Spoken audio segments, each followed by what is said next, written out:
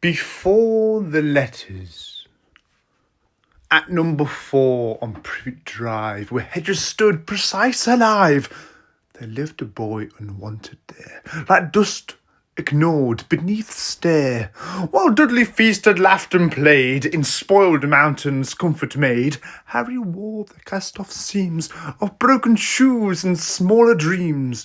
They gave him not a proper room, but shut him in the cupboard's gloom, where spiders traced the walls at night, and silence swallowed morning light. His auntie and uncle, cold with pride, kept every tender truth denied. They spoke the parent's name with shame, as though love itself had caused the flame. A car crash! That was all they'd say. Then turned their bitter eyes away. No stories told, no photographs, just empty years of anger laughs.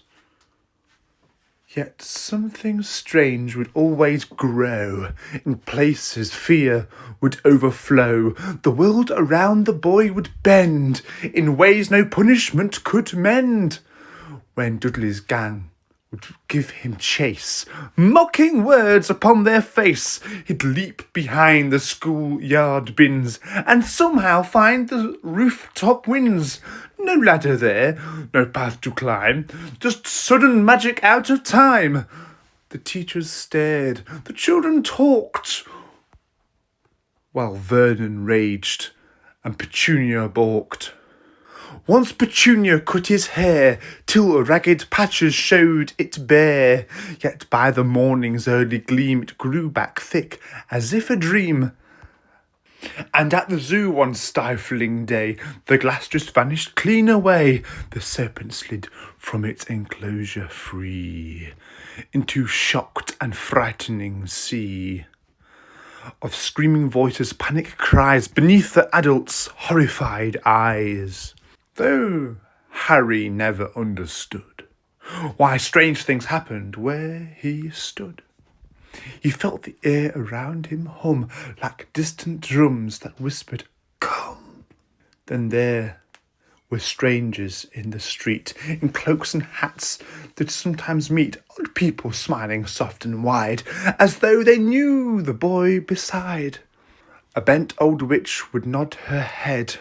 A man in violet robes once said, "Good luck, young Harry," with bright eyes, to Vernon's horror and surprise. One tiny wizard squeezed Vernon's hand, laughing in a way unmanned, and Vernon burned with furious dread at every word those strangers said. For normal was the sacred prayer, a mask they wore with rigid care, and Harry was the crack beneath, the tidy lies that clenched the teeth.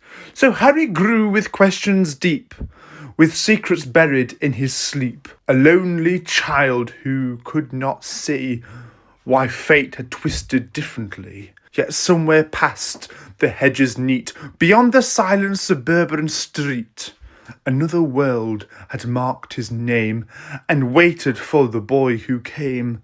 Before the owl, before the flame, before the world that knew his name, he lived between the fear and wonder of magic calling softly under.